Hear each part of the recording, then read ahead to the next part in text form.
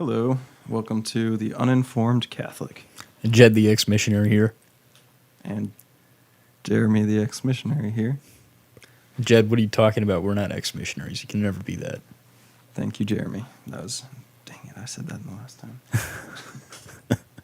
All right, so we are going to cover some fun stuff on Pope Francis, which I think will be a trend in our podcasting. And I don't think we're ever going to be left with a shortage of things to talk about after the number of things that have been popping up in my Google Now feed on my phone. Yeah, just kind of a nice constant feed of different things coming up with the Catholic Church. Pope Francis is a big theme there.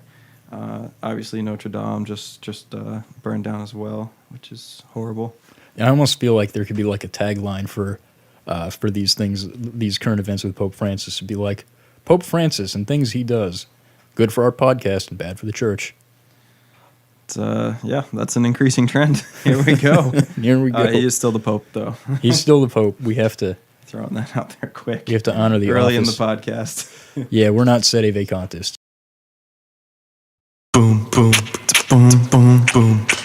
Boom, boom, boom, boom, boom, boom, boom, boom, boom, boom, boom.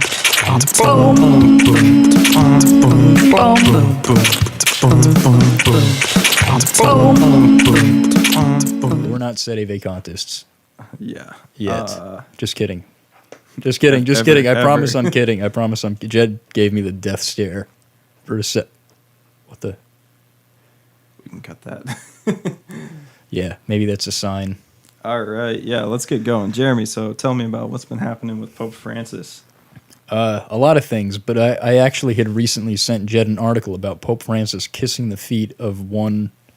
Actually, I think it was two Saudi Arabian. It was three, actually. It was three. So it was people from South Sudan. I'm reading here, South Sudan leaders, and so pretty much what happened. And I'm reading this article from CNN. A video released by the Vatican shows an aide on Thursday assisting the 82-year-old Pope Francis, who was breathing heavily so he could kiss the feet of President Salva Kiir. I hope I'm pronouncing this right. I'm not even going to try to say the last name. It's all good. He then moved on to the vice president's designate, again, names that I'm not going to try to pronounce. And apparently these two were once rivals. And Pope Francis pretty much got on their feet, begging them to maintain, I guess, a disposition of peace. Peace treaty? Yeah. Or something. I think they signed the peace treaty, and I don't know if there's like a thank you or just like, please don't go back on your word kind of thing. Yeah, something like that. So actually the quote is as follows. To you three who have signed a peace agreement, the Pope said, I ask you, brother, to remain in peace. The South Sudan politicians were staying at the Pope's Vatican residence for an unprecedented 2-day spiritual retreat, which was the idea of the Archbishop of Canterbury, Justin Welby, the head of the Anglican Church. So what we have here is the Anglican head of their church, Archbishop, I guess, is asking the Pope to host the South Sudan president and vice presidents, I guess they have two of those, for a retreat in the Vatican. And the Vicar of Christ gets down on all fours and begins to kiss their feet. And I guess just in our day and age, the Vicar of Christ is now subservient to bishops of other churches that are outside of the Catholic Church now. Pretty much everyone, yeah. He does what they want. I mean, this kind of seems to be a trend, I think, just him getting on his knees. He had the foot washing of the refugees recently. He gets prayed over by charismatic Protestants and Islam, and he's always on his knees for that stuff. Yeah, Jeremy, what's your take? Give me the lowdown on the Vicar of Christ getting on all fours to kiss their feet. And if you watch the video, actually, he has to get helped up by his aide, walks to the next one and gets back down. And I don't think they know what to do. I wouldn't know what to do. Yeah, I mean, I don't know. I just find the whole thing incredibly strange. And first you have to kind of wonder what is actually the Pope's motivation.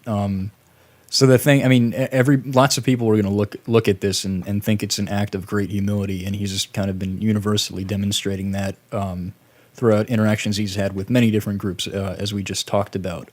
And I kind of wonder if it's an act of humility or if he's trying to appear humble rather than actually, being authentically humble here. And it just like we were saying, it's just really like the vicar of Christ on earth. He's supposed to be, the most powerful man on earth. Standing in, shepherding the flock through the times until Christ returns.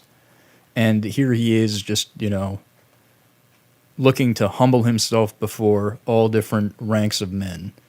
And it's just very strange, and I think it also weakens, further weakens in the eyes of the world that the Catholic Church sees herself as the one and only path to Jesus Christ and salvation.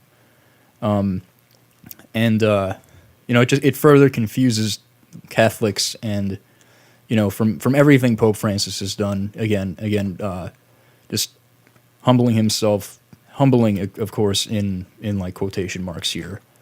Before these South Sudan leaders, or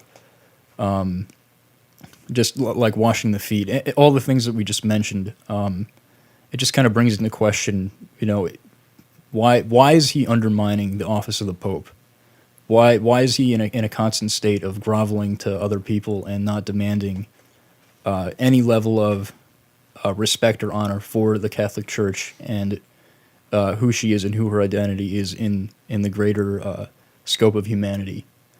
And I think that I think it's very confusing to all of us at this point, and I think we all just want the Holy Father to be an example and a leader for Catholics. I remember one of the priests that I like to listen to on that channel Jed and I had referenced earlier, Sensus Fidelium.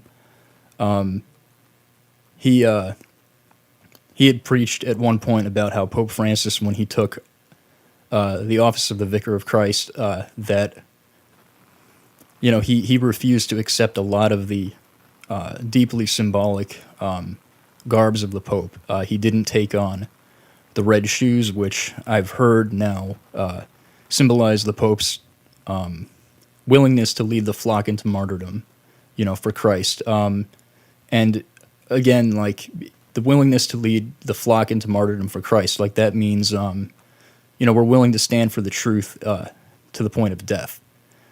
And that's not what the Pope is exemplifying here by, seemingly bending his will to, or bending to the will of the world, excuse me. Yeah. And he's just, he's continually demonstrated that, I mean, you kind of see where I'm going with this, Jed? Yeah, I think so. I think one of the bigger issues, or kind of in line with that, is that we are looking for, like the chair of St. Peter, the Vicar of Christ, to lead us, and then B, we have a lot of questions about the things he's doing, and we either get hit with an ambiguous response or no response, refusing to speak at any time someone seeks to question anything he does that is questionable. We see this a lot in interviews. We see it a lot in his statements. I will not say one word was a big one with I think that was with Vigano, the first Vigano letter. And I think it's just like we're just seeing this Pope kind of do these very radical things that even by the world aren't really making sense. It was one thing back in the day when at least, like major news outlets liked him. But here, if you read like the Vatican site and then you read the Remnant, which is arguably a very conservative source, which is also one of the only sources that picked up this article. I mean, most places didn't even blink at it. And then you read CNN, it never sounds good. They can't make it sound good. They're like, oh yeah, like the Pope, the head of the Catholic Church, he leads, I don't know, what is it, a little over 1 billion people, at least in name, that are Catholic, and yeah, he sees these leaders of Sudan, and he gets down on all fours and kisses them. He's like 82 years old. And that sends a signal. And whether or not that sends like a horrible signal to everyone, I'm sure some people don't see it as a huge issue. They see it as humble, great, whatever. Okay, let's ride that train for a minute. So this Pope is super humble. He loves to get on his knees. He gets on his knees when Protestants are praying over him, when Muslims are praying with him, when he's kissing people's feet, and to wash refugees' feet, and then if you just do a quick search, or look at any news outlet that's Catholic, he won't get on his knees before the Blessed Sacrament, or refuses to in times that would be appropriate a lot. I also think it's important to interject here and point out a false equivalency here. So, like, Pope Francis bending down to wash the feet of, these leaders of Sudan. Kiss the feet. Yeah, what did I say? You said wash the feet. Whatever, kiss the feet or whatever. You could, okay, yeah. So, anyway. But he did wash the refugees, so I don't know which one you're referring to there. Yeah, whatever. Washing the feet of, kissing the feet, washing the feet. Okay, so kneeling in general. It's the same kind of gesture, but kneeling in general, and we'll go with washing the feet because it's more pertinent to the analogy that I'm going to make here. When Jesus washed the feet of, like Pope Francis is probably thinking along the lines of the humility that Jesus made. I mean, I'm not even sure if I would say humility, but like the act that Jesus... The servanthood, servant leadership? Yeah, that's it. Okay, so the servant leadership that Jesus demonstrated by washing the feet of his apostles.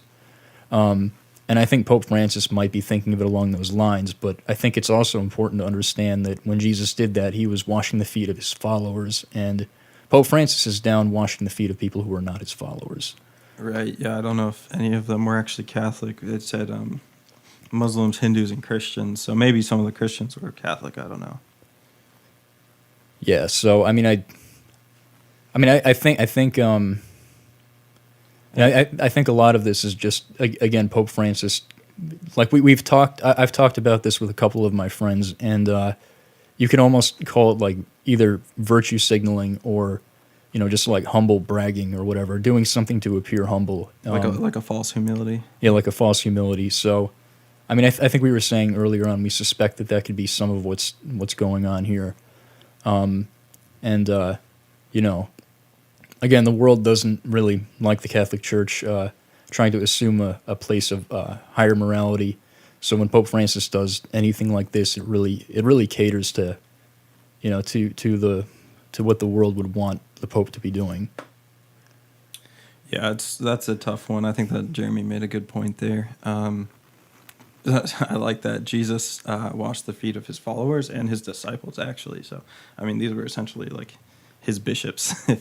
Let's say Jesus is the Pope, which is not correct, but then he's washing the feet of his bishops, and now we have the current head of the church on earth getting down and washing the feet of anyone but those in his church, and basically showing us that servant leadership extends to those who oppose us in a lot of things. And in Matthew 10:22, Jesus said, "You will be hated of all men for my name's sake, but you who endure till the end will be saved." I think it just raises a red flag when the Pope is so loved by everybody in the world when he does things such as this, and then it concerns the Catholics who most want to follow God. I think that it speaks very strongly to something being out of place here. Yeah, definitely. I just want to throw out there one little, basically just a comment. I think I saw it on Twitter the day it happened, and someone posted it and said, what's the deal here? People can't kiss your hands because of germs, but you can kiss the feet of 3 other people. And I know that the Vatican spokesperson said it was for the safety of other people's germs, so that they don't get sick kissing his ring or whatever it was. It just seems kind of funny, kind of backwards. They have very different germs over in Sudan. Yeah, especially on the feet. Yeah, yeah, the cleanest part of the body. Mm-hmm. Cool. we could probably go on in the history of this. I mean, his Morocco visit, him washing the other feet, but I think that we just kind of wanted to point out some of the issues with this. I also want to point out that, again, to what I was saying, the spin that the world is putting on this, CNN closes saying that actually it's the Vatican that said this, which is also not surprising. The official media outlet of the Holy See called the Pope's gesture surprising and moving, and that that it could not be understood except with the climate of reciprocal forgiveness that is characterized by the 2 days of the retreat. So, it's being spun very much with kind of like endorsing Pope Francis's agenda here, and just going along and riding the wave of the approval of the world going on here throughout this whole thing. Yeah, we're seeing a lot of that. We're seeing a lot of, oh, this is so humble, this is so good, it's merciful, forgiveness, like ecumenism, like whatever you want to call it.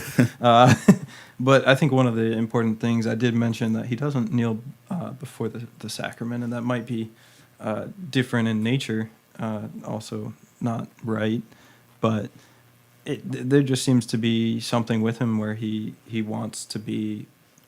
I don't know. Like we talked about, this is so humble, but like, I mean, how much attention is he getting over this by news sources? And the real humble thing is to just kind of do what you're supposed to do and try not to stand out that much, but also to recognize your authority. I mean, you're the successor of Saint Peter. We're looking for you to act like it. We're looking for you to lead the Church of Christ, the one true religion there. And we're looking for answers. I mean, I'm only 25, and Jeremy, I'm 28. Yeah, so I would like to say I'm only 28, but I'm not sure I'm going to be able to say I'm only blank. Still young to a lot of people. Yeah, a lot of still people. young Still to a in lot the of people. early part of our lives. I'm pretty young compared to Pope Francis, especially our adult lives. Yeah, exactly. And we're looking for someone to look up to and someone to lead, and we want to be careful because there's the world is offering a lot of solutions. That's why we kind of make little jokes at Set of a Contest and SSPX. Got to be careful. Yeah. But they offer apparent solutions to this immediate problem, and I don't think that's the way to go. So we're really looking for strong leaders, strong cardinals. Having trouble finding a lot of them. That's just kind of how it is right now, and it's tough because any questions that do get asked, name some people, Burke and Schneider, Bishop Schneider, Cardinal Burke, that do question him, kind of just either don't get answers or get not really real answers. I also think we don't understand the full scope of like the politics that go on behind the scenes too. I mean, yeah. I feel like people who are as strongly convicted as them, like there's something else at play if they're being as reserved as they are about the whole thing. Yeah, the amount of silence is kind of scary. Yeah, there's a lot of things we could say on that. Maybe that'll take another episode, even just examining, the people who are most strongly spoken on the traditional and conservative scale, and asking ourselves why, like what is being held over their heads. Yeah, and I mean, especially even if you want to take the example of Archbishop Vigano, he went into hiding after he revealed what he knew, and he only did so because he was at the end of his life and knew that he would have to answer before God soon. So I mean, if for sure. If that's if those were the conditions under which he decided to reveal his knowledge, then that speaks to how the gravity of the repercussions that would take place after such an action. So I was just talking to Jeremy about this before with James Grine, I think is how you say his name. He was the one of the people who testified against McCarrick. Actually, that's something we can all get on board with, even Pope Francis there. Is just like what an awful thing, what an awful lifetime of an ordained cleric. Is that how I would say that? Yeah. It wasn't just his in his cardinal times, but I mean he lives right now with a guy across his house protecting him. He mentions in one of the podcasts that he interviews with Taylor Marshall, and he's just kind of scared to talk about a lot of it, even though he says things that are astounding to me. kind of makes the point that he's got to stay quiet for a while, that he's got a guy living across that from his home that is watching after him. So We could probably do a podcast entirely on that subject later on. But one thing that Jed said, like I actually hadn't seen, and I'm really surprised I hadn't seen this podcast yet.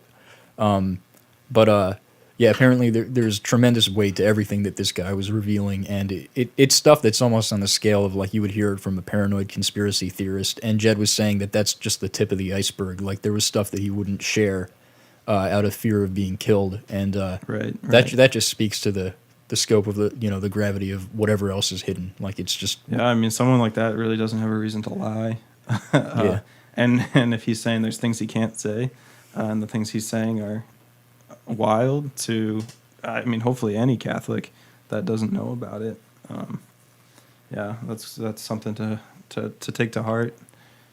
I mean, it's hard to get this information out there because it's so like almost otherworldly. Like I would have trouble explaining something like this to my mother. She would never believe any of this, and I she's an example in her own right. But like I feel like it's just so out there. Most people are gonna dismiss it as like a paranoid conspiracy theory, and that's something I think that through this podcast, actually, I want to see if Jed and I can figure out how to unpack some of this in such a way that people will be able to understand it and see why it's not just a conspiracy theory. And I mean anything along the lines of what we're talking about here, whether it's the McCarrick situation or anything about Freemasonry or the St. Gallen's Mafia or anything like that. Yeah, pretty much any of this. I mean, hopefully we'll get into a lot of it, but to that point, I think a lot of it is getting bogged down. A lot of people don't want to see the truth or don't believe that this could be the truth. And one of those things that I think should be obvious after, 2002 Spotlight, the whole Boston scandal and then the outbreak of scandal everywhere, or knowledge of scandal. I just feel like it should be normal. Like everyone should want to know what's going on and how did the church get to this point. And it's just amazing to me how many people still reject things like that in light of the amount of abuse that's gone down, abuse of power, abuse of, Yeah. I mean, at a certain point, you have to wonder what are these people actually trying to like? Are they trying to defend something? Like, because I feel like the people who would be who would be in a place of disbelief, like either they just think it's completely insane, or they're trying to defend the post-conciliar church, and I really don't see. It doesn't seem likely to me that they'd be trying to defend the church because I just think people in that boat just don't care enough to, you know what I mean? Like there's not really any conviction one way or another. So I don't really know what the roadblock is here, and I think that's going to be part of what Jed and I are going to be exploring throughout this podcast. For sure, we have a lot of questions, a lot of unpacking. Kind of to bring it back, maybe it's just a part of the culture where. People are corrupt. There's a lot of money being flown around, and the Pope gets down on his all fours and kisses some people's feet. That's cool, bro. You do you. And it's weird to us. We're looking for a strong leader of the church, and the world is kind of saying like he just wants to do his thing and be a little humble and show that to other people, and that's cool. They don't care about what's beneath that. It'd be kind of like if Nazi Germany came back and they started attacking America, and the main general in charge, I know nothing about the military, by the way. Yeah. The main general in charge, like they were like, General, what do we do? And he's like, I really think we need to change the type of chocolates we have in the office. Like I feel like that's the kind of stuff that Pope Francis is doing right now. Yeah, that's kind of where we're at. I think we're gonna do an episode on what's his name? Archbishop Wilton Gregory. He's going to take over for DC, so presumably he'll be the cardinal there, unless Pope Francis changes that too. But we're gonna unpack that too, and I think that that's going to be interesting because it speaks a lot to the point of like, okay, what's going on, what's important, and what's this guy's MO. And with the Pope, we've seen his MO is don't talk about abortion, don't talk about LGBTQ stuff unless, it's in a positive way. And let's worry about climate change. Let's worry about no one being in hell, whatever. Some weird things have been said. Let's make or sure even we're just, kissing the feet of the United Nations. yeah, just some ignorance, kind of in there, and then he like kind of he brushes off some major issues. I mean, if the Catholic Church is truly against abortion, then it's the biggest slaughter of all time, the biggest genocide of all time, and the Pope's kind of like, yeah, we talk about that too much, you know. Yeah, No, the that biggest problem in the world is youth unemployment. Yeah, gotta worry about that, and we gotta definitely make sure everyone is allowed in America anytime. That's what we gotta worry about. Yeah, Despite every other gosh, country. that's something we can also talk about in a Yeah, podcast. immigration. I want to hit that. I know Taylor and Tim hit it hard. Cardinal Sarah hit it hard. I want to hit it. That's just huge. I'm such a born and raised patriot of America that's gonna be that's one area I've never wavered on. Me not so much. I was born and raised almost to, the white man's guilt.